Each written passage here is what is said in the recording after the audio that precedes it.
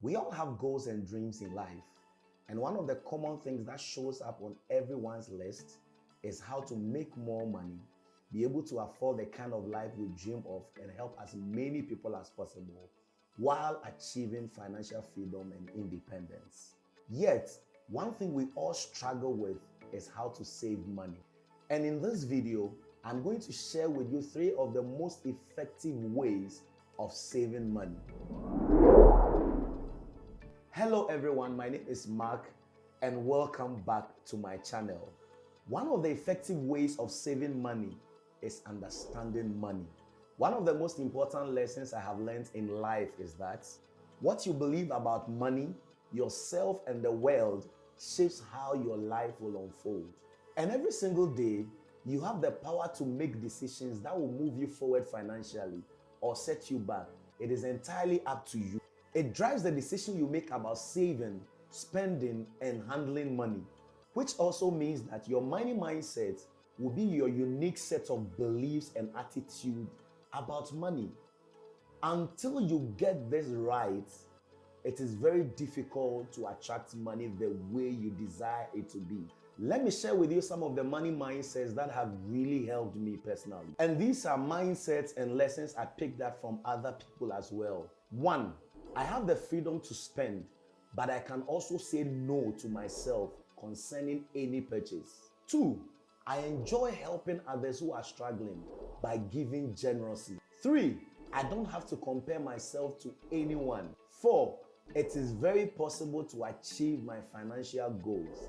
Now, these are mindsets I personally live by, and I believe that these, in addition to other ones that you can also bring up, will help you to be able to achieve your goal of being able to save money. The second point I want to share with you is a lesson I picked up from a book, The Richest Man in Babylon. This is a very good book about money. It's a good book about getting out of debt. It's a very great book also about how to make more money by saving and investing in it. And if you have not read this book yet, I would want to recommend that you read it. This is the lesson I picked up from it. It says, pay yourself first. It may seem unrealistic to talk about paying yourself first when you are faced with so many other financial obligations. You see, when the demands are so many and what you are expecting to come in financially might not even be enough to cater for the expenses that are pending, it may be very difficult for you to do this. But by developing the habit of paying yourself first, you pay yourself even before you start spending on any other thing. This means that you set aside a fixed amount of money that you'll be depositing in your savings account anytime you are paid or any remittance comes into your hand.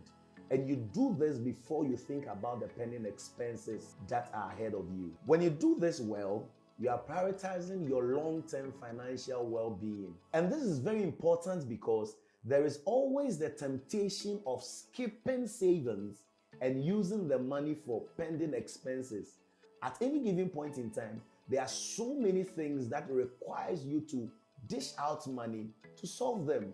And so if you do not develop this habit of paying yourself first by setting aside a fixed amount of money from any money that hits your hand, it will be very easy for you to tackle your expenditure even before you start thinking about saving. And this is where most people struggle a lot. If you make the habit of depositing or moving money into your savings account anytime you are paid, you may be less likely to spend it on everyday expenses. This is what it means to pay yourself first. You can decide to start this practice right after watching this video.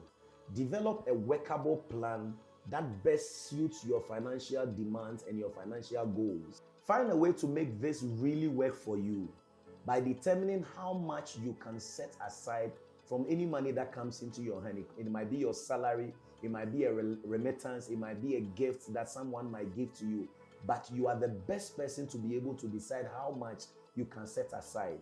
And listen, don't pay particular attention to the expenses that you are faced with before you decide to save. If the expenses come before the savings, it will be very difficult for you to do that. You need to be able to pay yourself first from any money that comes into your hand or hits your account. If you're having a lot of value from this particular session, I want you to boot the like button to encourage us to do more of such videos. The third point I want to share with you is having a savings goal. One of the things that really challenges a lot of people, for which reason we are not able to save, is because for most of the time that we have tried saving, we didn't have specific goals for the kind of savings we were doing.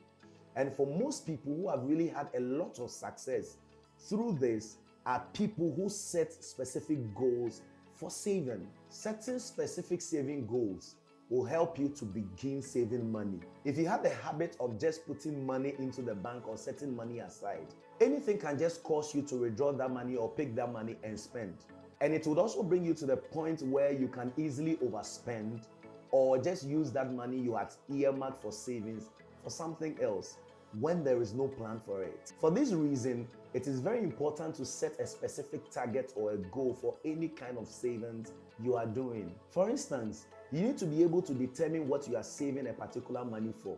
And there are so many ways of doing this. You may have a dream of owning your own house, purchasing a new car. You may be thinking about going to school. You may be thinking about paying your school fees. You may be thinking about acquiring certain things that you know will make life easier for you, depending on where you are and where you want to get to.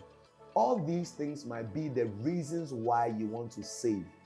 So for instance, if you want to save towards buying a new car, first of all, you need to be able to determine how much you need for the type of car that you want to buy. Once you are able to easily set the type of goal or the target for the saving, as well as how much you need for that particular goal or that particular target, it becomes very easy for you to set a timeline for the savings. It is important to set a timeline because at the end of the day, you need to be able to follow a particular system, and it has to be a habit for you to be successful at it. This will give you additional motivation for you to be able to achieve what you set out to do. So what are we talking about today? Most of us have dreams, and to be able to achieve the dreams, it means that we have to work on our finances very well. And one of the ways by which we can achieve financial independence is when we develop a habit and a mindset towards savings. Now, once you become consistent with your saving, the next thing you need to consider is how to start investing the money you are saving so that you can multiply it. Multiplying your money is another way of moving yourself towards financial independence. And I have done an extensive session with Dr. Kelvin when we studied the lessons from the richest man in Babylon that I mentioned earlier on. And you can find that on the screen. So you can click on that video right now and watch it. The richest man in Babylon and the lessons we picked up from it. Thank you so much for sticking around till the end.